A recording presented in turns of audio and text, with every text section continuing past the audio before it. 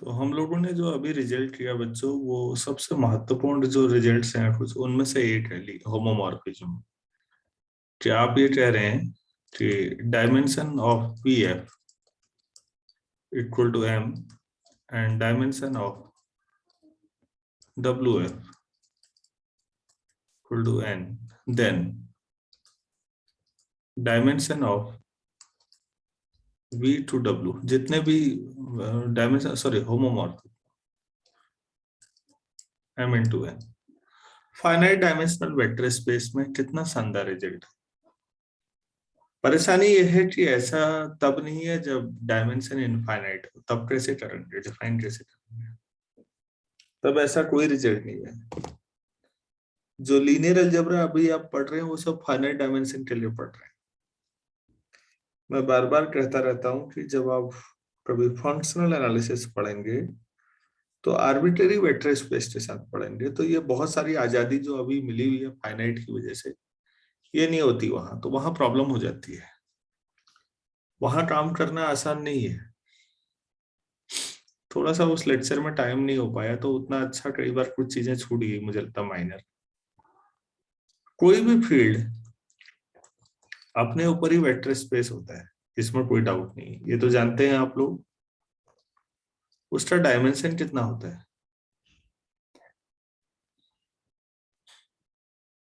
अगर वो vector space है तो उसका डायमेंशन होना चाहिए ना। Yes sir. कितना होता है? 1। तो फिर अब अगर dimension of P and F कहा जाए, इसका मतलब है, सॉरी डायमेंशन लिख दे रहा हूं मैं हर बार, होमोमॉर्फिज्म से उठ जा रहा है। तो डायमेंशन ऑफ होमोमॉर्फिज्म ऑफ ढंग से लिखूं तो वी एफ और एफ ओवर एफ कितना हो जाएगा बच्चों? डायमेंशन ऑफ वी है।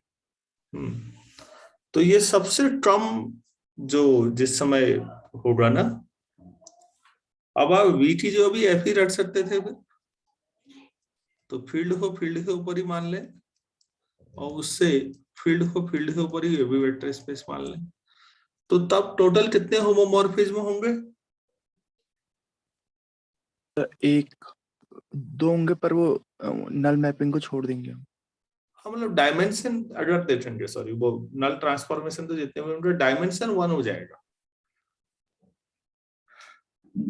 कितने ट्रांसफॉर्मेशन होंगे कहना सही शब्द नहीं था, कितने जो ट्रांसफॉर्मेशन होंगे वो जो वेक्टर स्पेस बनेगा उसका डायमेंशन 1 होगा। अगर आप एक को फील्ड मान लें, एक वेक्टर स्पेस को, तो देख लीजिए m×1 टाइप का आ रहा है। फिर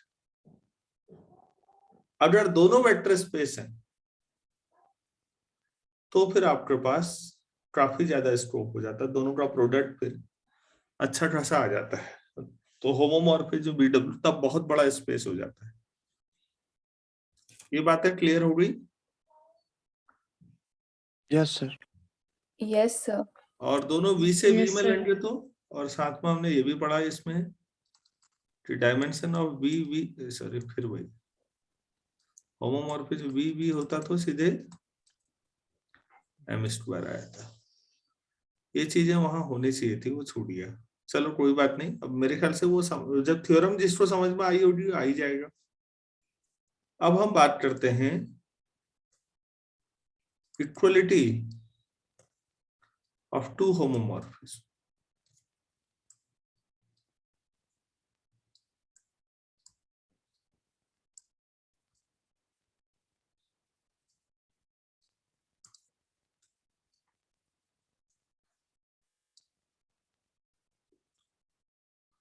तो जो इक्वलिटी का है, मैं थोड़ा सा कैलकुलस को रिकॉल कराऊंगा। एफ और जी इन calculus, if f and g are equal functions, या if हटा दें f and g are equal functions, if पहला क्या होता है कंडीशन याद है? Domain of F equal to domain of G, range of F equal to range of D, and value at every point of domain is equal to value of at every point of बिल्कुल domain of G. बिल्कुल बहुत बढ़िया।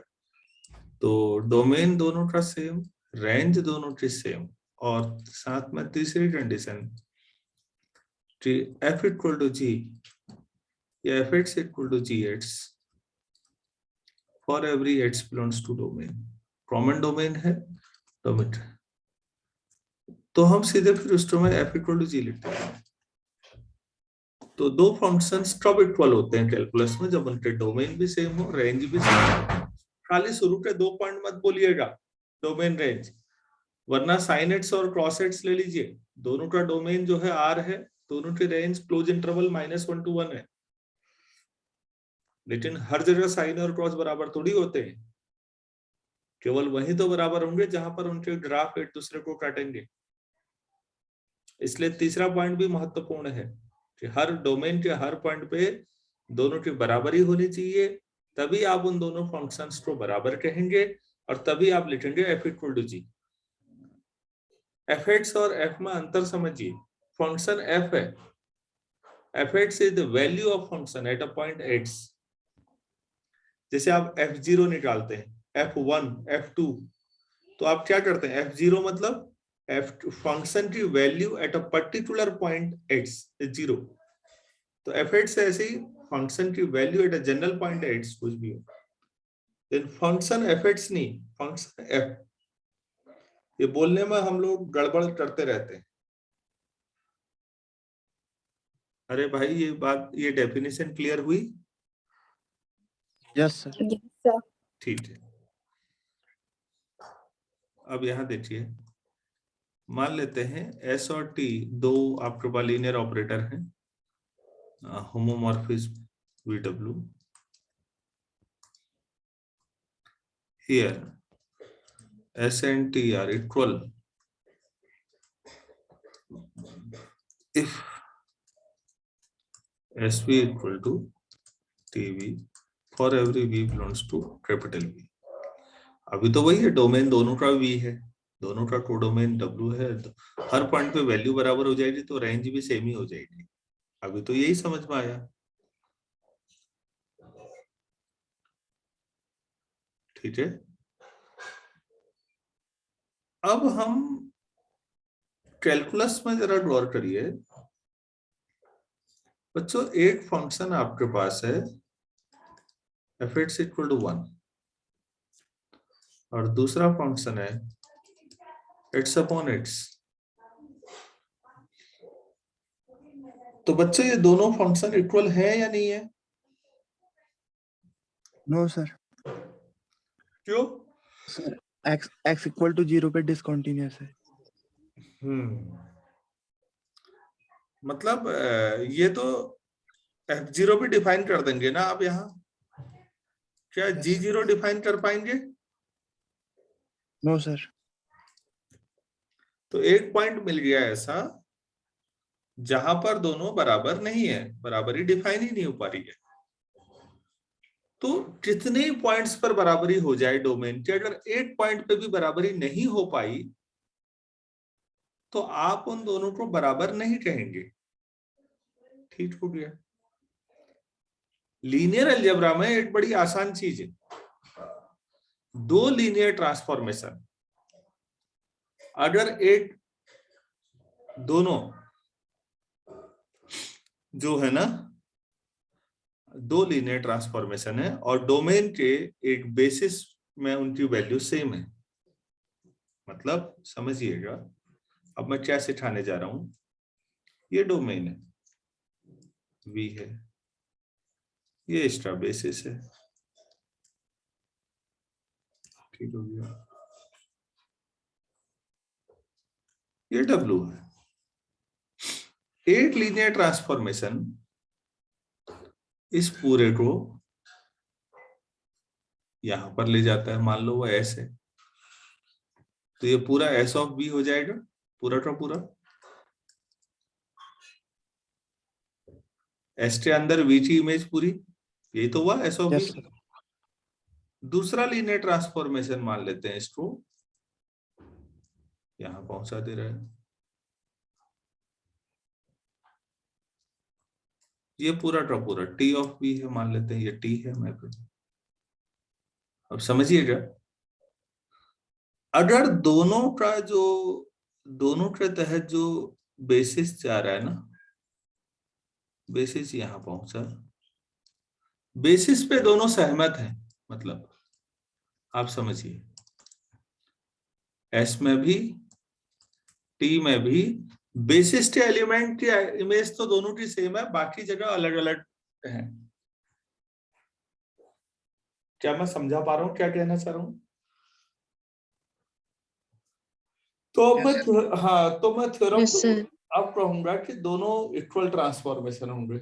इसका मतलब बाकी elements की image भी अलग अलग नहीं हो सकती, फिर एक ही जगह जाएंगे। मतलब दो लीनियर ट्रांसफॉर्मेशन अगर किसी बेसिस पे सहमत हो जाते हैं, ये सहमत हो जाते हैं मतलब समझ में आ रहा है? मतलब बेसिस की इमेज दोनों में एक ही जा रही है पॉइंट वाइज। बेसिस का कोई भी एलिमेंट उठा लीजिए, वो जो एस के अंदर इमेज जा रही है वही टी के अंदर भी जा रही है। दो लीनियर ट्रांसफॉर्मेशन अगर किसी बेसिस पर सहमत होते हैं तो ये गारंटी है कि वो दोनों इक्वल होते हैं। हम ये दिखाएंगे अब। तो हर पॉइंट पे बराबरी दिखाना जरूरी नहीं है। लीनियर अलजेब्रा में बेसिस में सहमति दिखा दीजिए। क्या कोई फायदेमंद बात समझा पाया? Yes, sir. sir. जैसे राइट साइड में कैलकुलस का मैं दिखा रहा था अभी, 1 और x अपॉन x, वहां बाकी ना अनकाउंटेबल वैल्यूज पर दोनों फंक्शन एक जैसी वैल्यू देंगे, लेकिन केवल एक पॉइंट पे अलग होने के चक्कर में गड़बड़ा गया सब मामला। और यहीं पर मैं लीनियर अलजेब्रा में ये कह रहा हूं, दो लीनियर ट्रांसफॉर्मेशन अगर किसी बेसिस को सेम जगहों पर ट्रांसफर करते हैं तो फिर बाकियों को भी सेम करेंगे, मतलब दोनों इक्वल ट्रांसफॉर्मेशन होंगे, फिर अलग अलग हो ही नहीं सकते।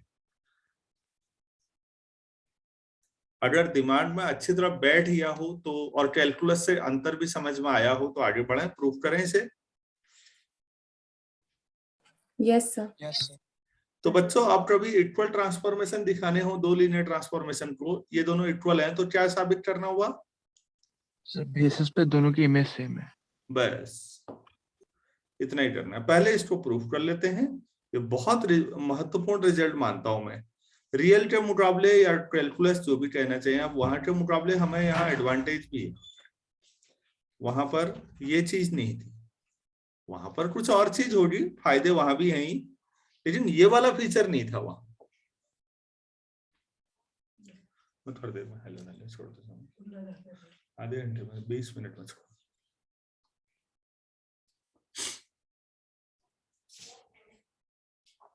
चलो फिर थ्योरम करें यार।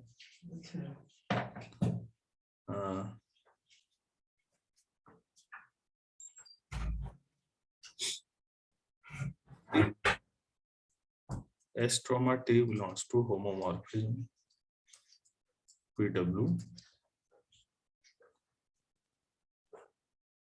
then S equal to T if they agree on a basis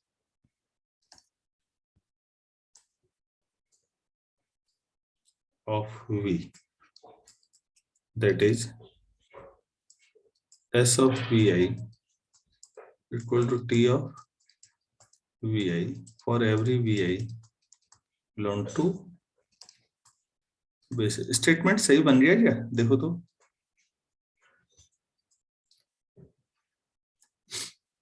दोनों एक yes he sir.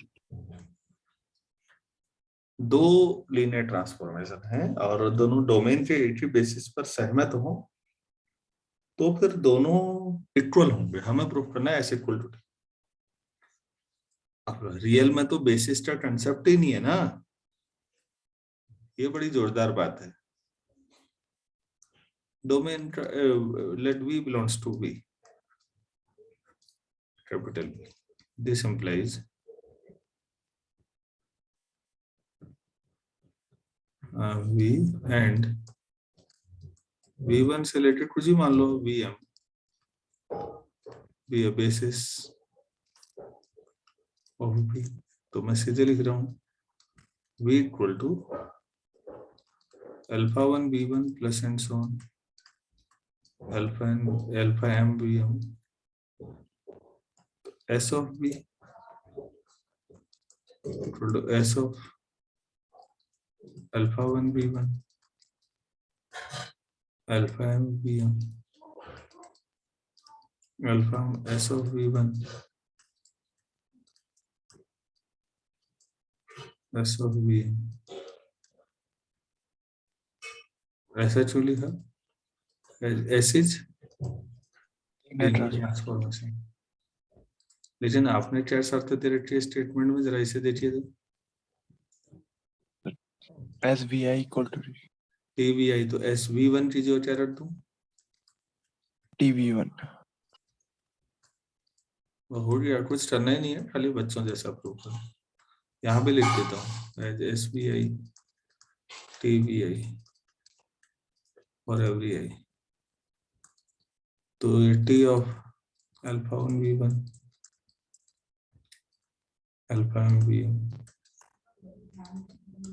T of V SP and V तो कोई भी आर्बिट्री था, इसमें this implies this is equal to V, तो दोनों हर पे बराबर होना, तो ऐसे इक्वल टू T। तो दो लीनियर ट्रांसफॉर्मेशन अगर सेम बेसिस पे कॉम्प्रोमाइज कर लेते हैं तो फिर उनकी बाकी जो पॉइंट्स पर भी वैल्यू अलग हो ही नहीं सकती। तो ये बहुत अच्छा रिजल्ट लगता है यार मुझे तो, क्योंकि ये बहुत छोटे से भी चीजों से आगे बढ़ा देता है आपको।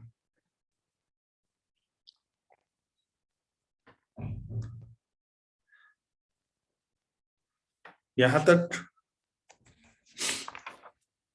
हेलो, लीनियर ट्रांसफॉर्मेशन यहां तक कोई दिक्कत नहीं आनी चाहिए, फिर आसानी चल रहा होगा। Yes, sir. ठीक हो गया। Yes, sir. चलो आगे बढ़ाते हैं फिर थोड़ा सा। मैं आपको इन्वर्टिबल लीनियर ट्रांसफॉर्मेशन के बारे में बात करता हूँ थोड़ा सा। इस पे बात पूरी तो नहीं हो पाएगी आज।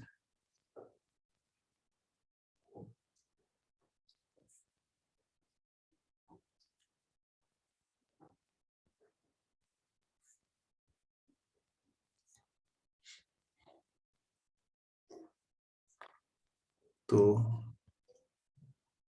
इन्वर्टिबल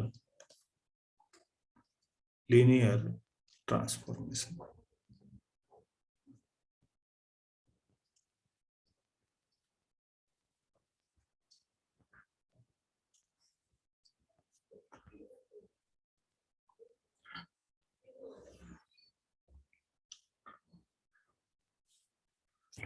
तो ये थोड़ा फंक्शंस की तरह ही है। Let T from V to W, पहले लिख लेते हैं, let V and W be two vector spaces, एक ही फील्ड के ऊपर वेक्टर स्पेसेस VF, ठीक है। T B 1 1 on 2 linear transformation, then T inverse exist। तो ये तो वैसा ही हुआ जैसे फंक्शंस में होता है, लीनियर ट्रांसफॉर्मेशन भी एक होमोमॉर्फिज्म है और होमोमॉर्फिज्म एक फंक्शन है। तो फंक्शन कब इन्वर्टिबल होता है, जब वो बाइजेक्शन होता है 1 1 on 2। तो यहाँ भी वही शर्त है कि अगर कभी कोई लीनियर ट्रांसफॉर्मेशन बाइजेक्शन भी आ जाए तो वो इन्वर्टिबल होगा। तो फिर T इनवर्स कहां से कहां होगा उस समय, WV V एडजस्ट करता है।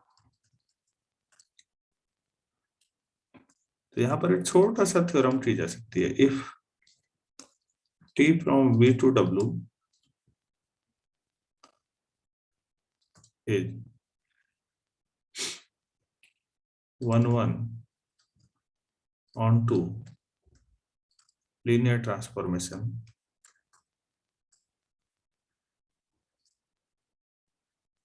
अगर ऐसा है then T inverse from W to B is also a linear transformation.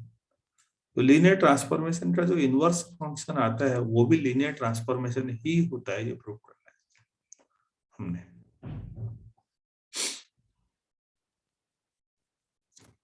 तो पहले गिवन 2 लाइन का है, T from V to W is onto linear transformation. तो लेट W1 W2 onto है तो आप ले लीजिए W में, तो there exist some V1 V2 exist करेंगे V में such that T of V1 equal to W1 and T of V2 equal to W2 होगा ना? Yes, sir. अच्छा, since T is invertible,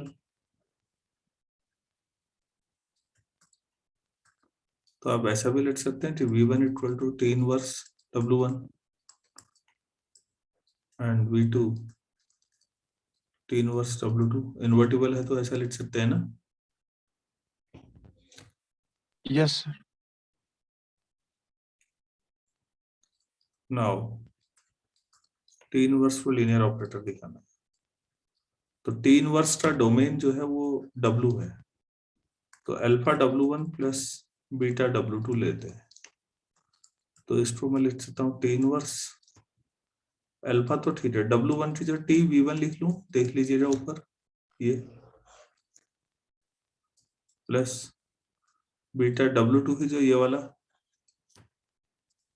T V2, T inverse T alpha V1 plus beta V2, ऐसा लिख सकते हैं। Yes.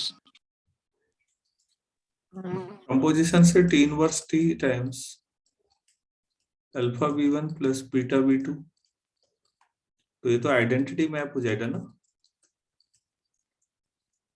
Yes, sir. T inverse T identity में तो फिर alpha V1 plus beta V2 ही आएगा। तो आपने क्या प्रूफ किया था? So T inverse alpha W1 plus beta W2 equal to alpha theta. V1 कितना है बच्चों? देखो तो यहाँ पे Inverse W. T inverse W1 plus beta, और V2 ये लास्ट में लिखा हुआ है T inverse W2, and this is true for every W1 W2 belongs to W, for every alpha beta belongs to field। ये तो आर्बिट्ररी थे, कोई भी हो सकते हैं, तो इसका हम लोग T inverse is also linear transformation. तो कोई जो मैप है अगर वो बाइजेक्शन है लीनियर ट्रांसफॉर्मेशन, तो उसका इनवर्स एडजस्ट करेगा, और जो उसका इनवर्स होता है वो भी लीनियर ट्रांसफॉर्मेशन। तो लीनियर ट्रांसफॉर्मेशन का एडिटिव इनवर्स माइनस टी भी लीनियर ट्रांसफॉर्मेशन था, पहले हमने ये दिखाया था, आज हमने दिखाया टी इनवर्स लीनियर ट्रांसफॉर्मेशन है। तो बच्चों यहां से जो अब असली थ्योरम शुरू होती है इन्वर्टिबल लीनियर पे, वो 2-3 बहुत महत्वपूर्ण थ्योरम्स हैं, लेकिन वो आज नहीं हो पाएंगे। अब मैं अल्मोड़ा अपना लैपटॉप और बोर्ड लेके जा रहा हूं, लेकिन परेशानी ये है कि अगर मुझे नेट वहां कनेक्टिविटी मिल पाई तो मैं पढ़ा दूंगा, नहीं मिल पाई तो फिर रुकना पड़ेगा। कोशिश तो मैं करूंगा कि कुछ ऐसा मिल जाए कहीं, जो भी होगा फिर बताते हैं आपको। तो आप लोग पढ़ते रहिए, मेंटेन करिए। Thank you. Thank you, sir.